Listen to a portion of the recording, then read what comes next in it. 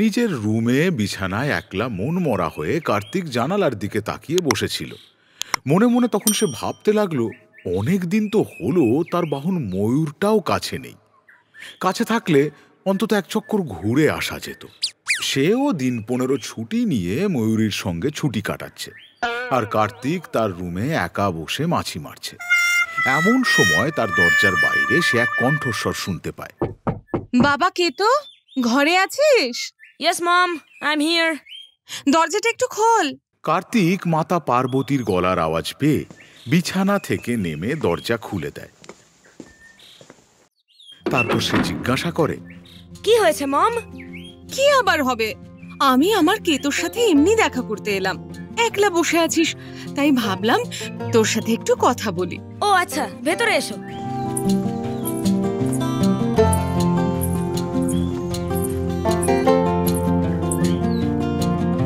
কি বলবে বলো। সারাদিন দরজা জানলা বন্ধ করে কি করিস? আজকাল প্রেম টেম করছিস নাকি? শুধু তো দরজাটাই লাগানো ছিল, জানলা তো খোলাই আছে। সে না হয় বুঝলাম, কিন্তু তোর ব্যাপারটা কি বলতো? ব্যাপার কিছুই না, ওই একলা বসে বসে বোর ফিল করছি। কতদিন হলো ওয়ার্ল্ড ট্যুরে যাইনি। বেটা ময়ূরটাও ডেটে গেছে ময়ূরীর সাথে, আর এদিকে আমি সিঙ্গেল মরছি। জিন্দগি মে ये गम क्यों खत्म नहीं होता। হ্যাঁ, এত উতলা হলে হবে কে তো, সবকা টাইম আতা হ্যায়। হ্যাঁ, সেই অপেক্ষায় থেকে আমার চুলদারি সব পেকে আমি খুরখুরে বুড়ো হয়ে যাই। তা হেঁটে হেঁটে একটু চারপাশটা ঘুরে আয় না। হাঁটলে শরীর আর মন দুটোই ভালো থাকে। বসে বসে তোরও ভুঁড়ি বাড়ছে। এভাবে বসে বসে থাকলে আর ময়ূরের পিঠে চড়ে ঘুরে বেড়ালে তখন তোর ভুঁড়ির সাথে গনুর ভুঁড়ির কোনো তফাৎ থাকবে না। তুমি আমায় বডি শেমিং করতে পারো না মম। হয়েছে হয়েছে, আর কথা নয়। আমি কিচেনে যাচ্ছি, দুপুরের খাবার তৈরি হয়ে গেছে, তাড়াতাড়ি খেতে আয়, আমাকে যেন ডাকতে না হয়। কথাটা বলে মাতা পার্বতী কার্তিকের রুম থেকে বেরিয়ে কিচেনের দিকে চলে যান। খাওয়া দাওয়া সেরে কার্তিক ওর রুমে এসে বসে মোবাইলের দিকে তাকিয়ে কিছু একটা করছিল। এমন সময় গণেশ ওর রুমে এসে বলে,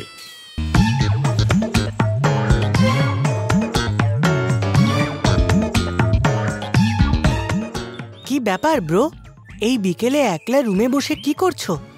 কি আবার করবো ব্রো, একলা বসে বসে বোর ফিল করছি, তাই একটু ইনস্টাগ্রামে রিলস দেখছি। ও আচ্ছা, কিন্তু এমন কোনো গ্রামের নাম তো আগে শুনিনি। নতুন তৈরি হয়েছে নাকি? মুশিককে নিয়ে জায়গাটা এক্সপ্লোর করলে কেমন হয়? আমি তোমাকে যত দেখছি তত অবাক হয়ে যাচ্ছি ব্রাদার। ওটাও ঝুকু কাকুর ফেসবুকের মতন, ওটাও একটা সোশ্যাল মিডিয়া প্ল্যাটফর্ম। ও হ্যাঁ, তাই তো। তা আমাকেও একটা তোর ওই কি একটা গ্রাম বললি, কিলোগ্রাম না হেক্টাগ্রাম, ওখানে একটা অ্যাকাউন্ট খুলে দে তো দেখি। আর ওটা ইনস্টাগ্রাম, কিলোগ্রাম বা হেক্টোগ্রাম এসব কিছু নয়। এই তো কয়েকদিন আগেই দেখলাম মহিষাসুরও ইনস্টাগ্রামে নিজের অ্যাকাউন্ট খুলে ফেলেছে।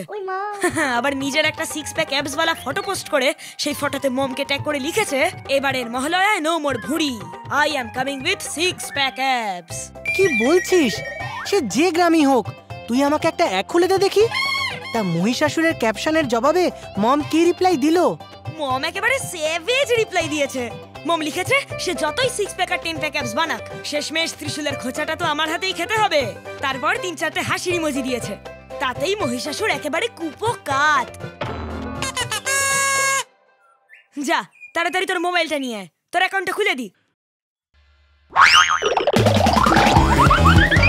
গণেশ বাবাজি তাড়াতাড়ি নিজের রুম থেকে মোবাইলটা এনে কার্তিকের হাতে দিতেই চটপট সমস্ত ডিটেলস দিয়ে অ্যাকাউন্ট খুলে দিতেই গণেশ বাবাজি আনন্দে আত্মহারা হয়ে বলে, চটপট একটা সেলফি তুলে ইনস্টাগ্রামের ডিপিতে দি, তবেই না সবাই আমাকে ফলো করবে। আরে দাঁড়াও দাঁড়াও বিগ ব্রাদার, আমার এই আইফোন 15 প্রো ম্যাক্স দিয়ে তোমার একটা ঝাক্কাস পোর্ট্রেট পিকচার ক্লিক করে দিচ্ছি। ওটা বরং তুমি তোমার ইনস্টাগ্রাম ডিপিতে দিয়ে দিও, তবেই না তোমাকে অ্যাঞ্জেল প্রিয়া ফলো করবে। এই এই অ্যাঞ্জেল প্রিয়াটা কে রে? আরে বিগ ব্রাদার, তুমি অ্যাঞ্জেল প্রিয়াকে চেনো না? ইনস্টাগ্রামের top model. She is really beautiful and gorgeous too. আরেকটা কথা তো তোমাকে বলাই হয়নি, she is a very good friend of mine. Even Mahishasur অব্দি অ্যাঞ্জেল প্রিয়াকে লাইন মারছে। এই তো দেখছি হেভি ডিমান্ড অ্যাঞ্জেল প্রিয়ার। তা ব্রো, তুই যখন বলছিস তোর খুব ভালো বন্ধু, তাহলে আমার সাথে দেখা করিয়ে দে না। কিন্তু কলা বৌদি যদি জানতে পেরে যায় তখন কি হবে? ও আমি ঠিক ম্যানেজ করে নেব আমার বেবিকে। আলটিমেটলি বেবি তো আমারই।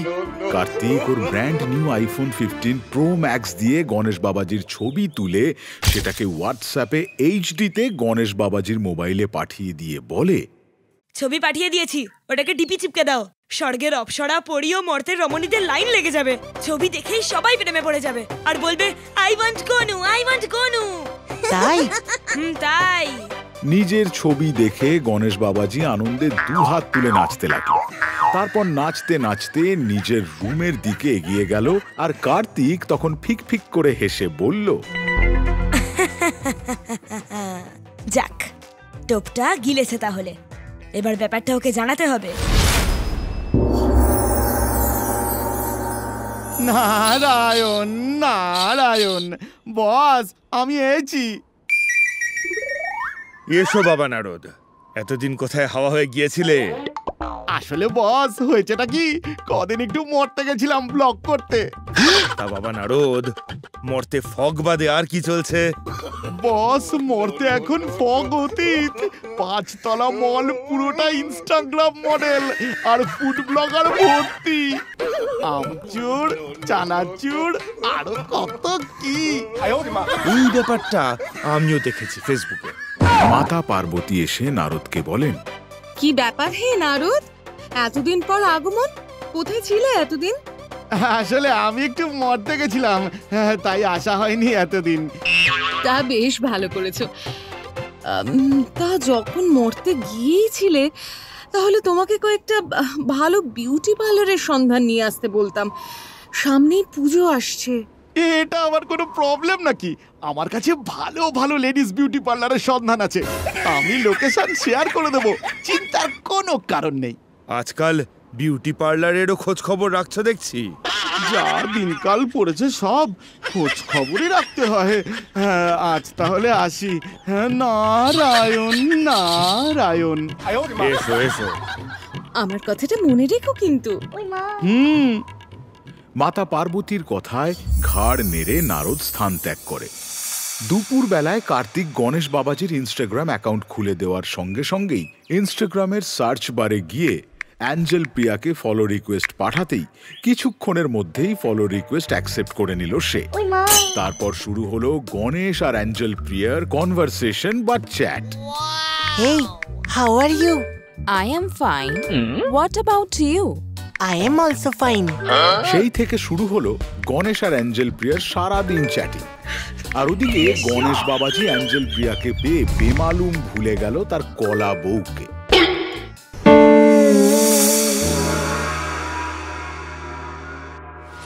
একদিন কথায় কথায় গণেশ নিজের মনের সুপ্ত বাসনার কথা জানিয়েই ফেলল যে সে তার সঙ্গে কফি শপে দেখা করতে চায়। অ্যাঞ্জেল প্রিয়া গণেশ বাবাজির সাথে সামনাসামনি দেখা করতে রাজিও হয়ে গেল। এরপর একদিন তারা ঠিক করলো যে তারা কোথায় দেখা করবে।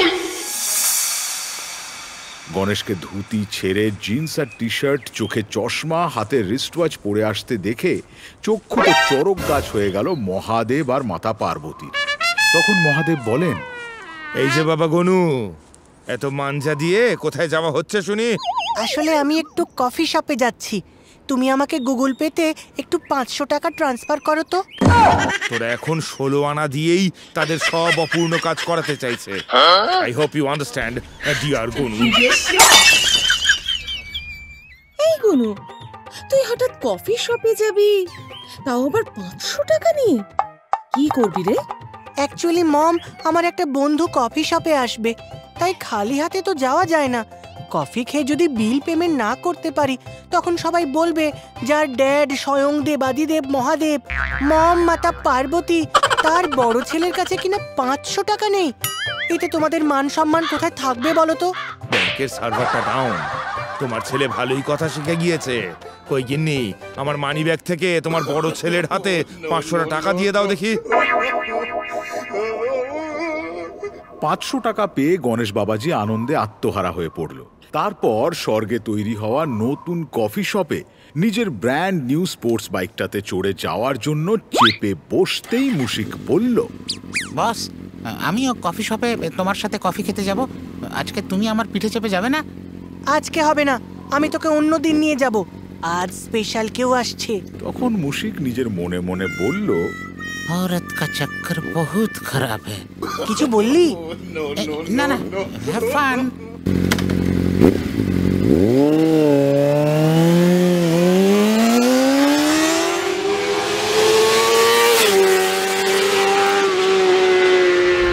গণেশ বাবাজি ওর বাইকটা কফি শপের পার্কিং লটে পার্ক করে ভেতরে প্রবেশ করতেই দেখলো ওর বুক করা টেবিলে কথা মতো অ্যাঞ্জেল প্রিয়া বসে রয়েছে।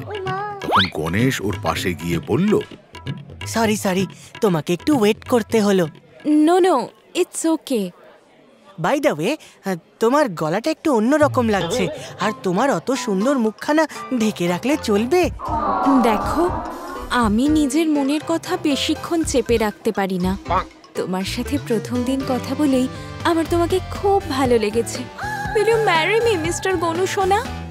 হ্যাঁ, কেন নয়, আমিও তোমাকে বিয়ে করতে চাই। ওরে হতচ্ছাড়া, তোর তো কলা বউ আছে যার সাথে তোর বিয়ে ঠিক হয়ে গেছে, তাও তুই আমাকে বিয়ে করবি? অ্যাঞ্জেল প্রিয়ার বদলে যাওয়া কণ্ঠস্বর শুনে চমকে উঠল গণেশ বাবাজি। তারপর অ্যাঞ্জেল প্রিয়া ঘোমটার আড়াল থেকে মুখটা তুলে গণেশ বাবাজির দিকে তাকাতেই তোতলাতে তোতলাতে গণেশ বলল, তুমি কোথা থেকে এলে? এখানে তো অ্যাঞ্জেল প্রিয়ার থাকার কথা। খুব অবাক হচ্ছিস না? তুমি তোমার গনুকে তুই তোকারি করছো? না, এটা কিছুতেই হতে পারে না। আমি নিশ্চয়ই স্বপ্ন দেখছি। এক্ষুনি তোর স্বপ্ন ভঙ্গ করছি। হতচ্ছাড়া, তুই আমাকে ছেড়ে অন্য মেয়ের সাথে কফি শপে দেখা করতে এসে তাকে বিয়ের প্রপোজাল দিতে পারিস, আর আমি তোকে তুই তুকারি করলে দোষ? ঝাঁটা কোথায় রে? ওরে বাবারে, এ তো দেখছি আমার দরজাল কলা বউ। পালাও!